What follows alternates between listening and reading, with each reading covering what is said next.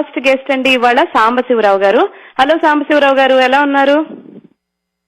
చాలా బాగున్నానమ్మా. నమస్కారం కవిత గారు, మీరెలా ఉన్నారు? బాగున్నామండి. Welcome to our ABC show. So నేను మిమ్మల్ని రావు గారు అనొచ్చా? తప్పకుండా తప్పకుండా. యా, సో చెప్పండి, మీరు ఎక్కడున్నారు? నేను ప్రస్తుతం ర్యాలీలో ఉన్నానమ్మా, నార్త్ కెరళనాలో. Okay okay. సో అంటే మీ పిల్లలు ఎవరన్నా ఉన్నారా ఇక్కడ? విజిట్ కోసం వచ్చారా? అవునండి, మా అమ్మాయిని చూద్దామని వచ్చాను. Very good. సో ఇండియాలో ఎక్కడి నుంచి మీరు?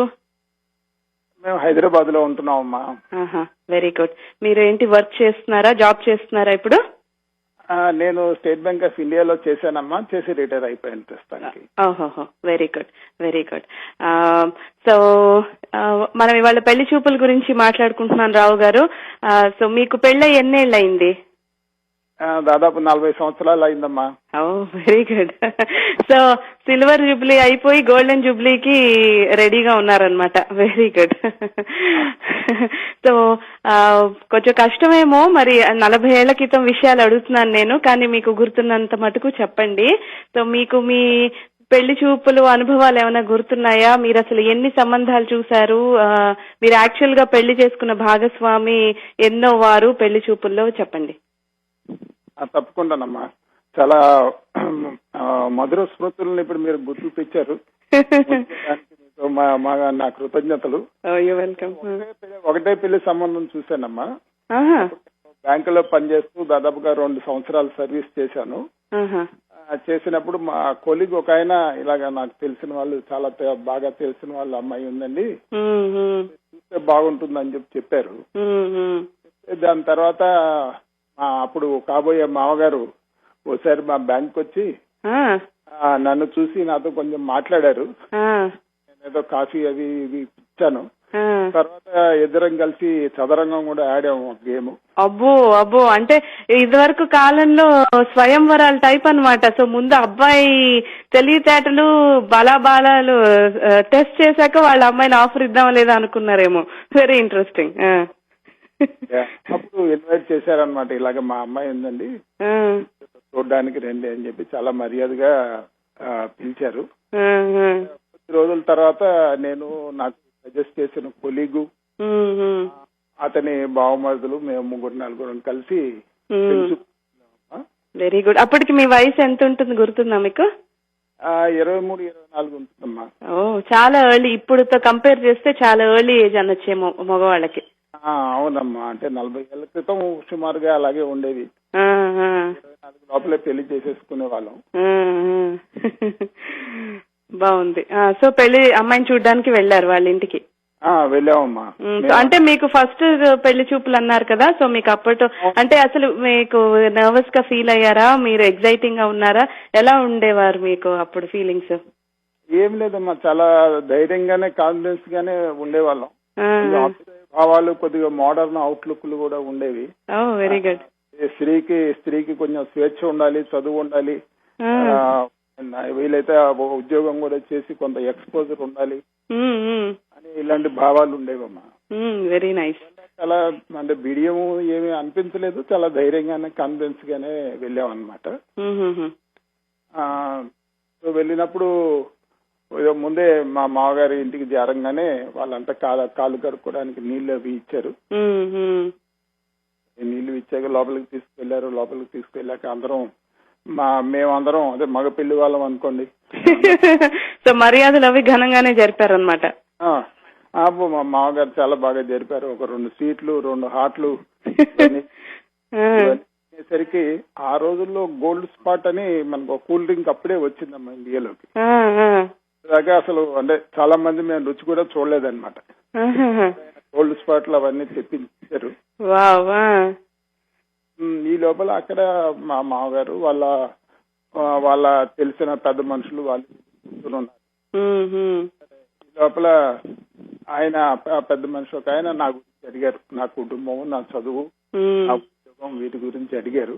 ఈ లోపల పెళ్లి కూతురు తల్లి గారు వీళ్ళందరూ ఎదురుగుండా కూర్చున్నారు. ముఖంగా మామూలుగా అలా కూర్చున్నారు. సరే, నా బయోడేటా పర్టికులర్స్ అడగడం అయిపోయాక ఆయనే అమ్మాయిని కూడా అడిగారు. అమ్మాయి కుటుంబం గురించి, అమ్మాయి చదువు గురించి, అమ్మాయి గురించి ఇరు పక్షాల వాళ్ళ విషయాలు ఆయన చెప్పించారనమాట. చెప్పించాక ఇంకా పెళ్లి చూపులు అమ్మాయిని చూశాను. అమ్మాయి చాలా ధైర్యంగా మరి తలకాయ ఎత్తి నన్ను కూడా చూసింది. చూసినప్పుడు అప్పుడు ఓహో అనుకున్నాను, అమ్మాయికి ధైర్యవంతురాలే, నా అభిలాష అనుకోండి, నా ఎలాంటిదైతే అభ్యుదయ భావాలు ఉన్నాయో నాతో పాటు ప్రయాణం చేయగలదు జీవితంలో.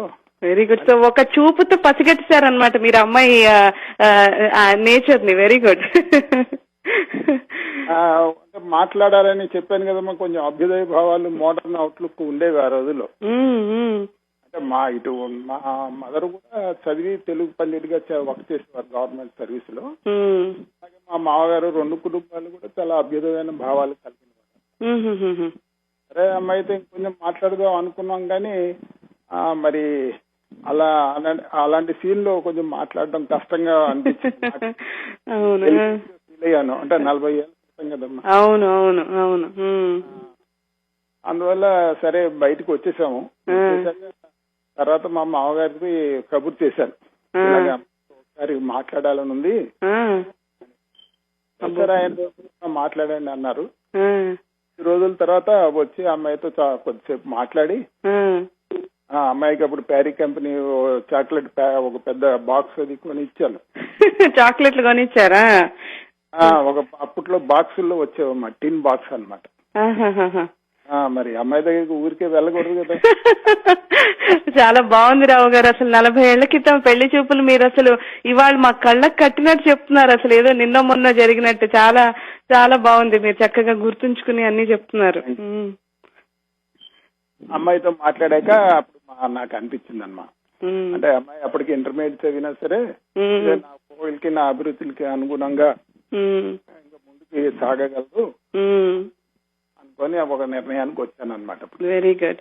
సో మరి పెళ్లి చూపుల్లో మరి మీరు అసలు అమ్మాయితో అసలు ఏం మాట్లాడలేదు, ఓన్లీ అమ్మాయి చూసింది అంతే మిమ్మల్ని?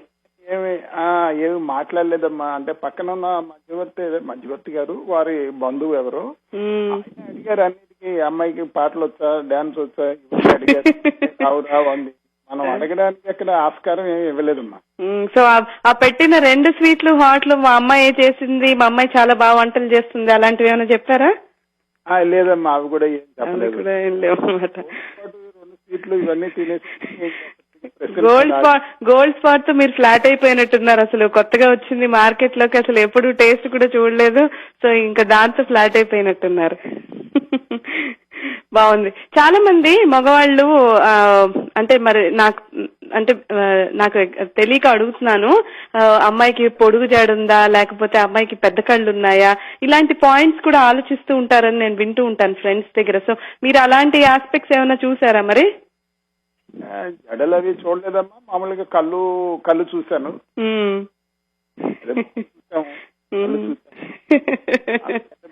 పెద్దగా ఏమి అడగాలని ఏమి అనిపించలేదు. ఓకే. తర్వాత ఎలాగే నేను మాట్లాడదాం అనుకున్నాను. అప్పుడు వచ్చినప్పుడు అప్పుడు నిదానంగా ఎవరి వారి అభిరుచులు ఏమిటి ఇవన్నీ మాట్లాడుకున్నాను.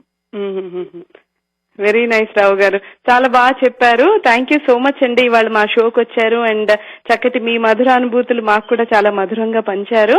సో థ్యాంక్స్ అండి. Thank you very much. Yeah, ఇప్పుడు ఒక మంచి పాట విందామండి.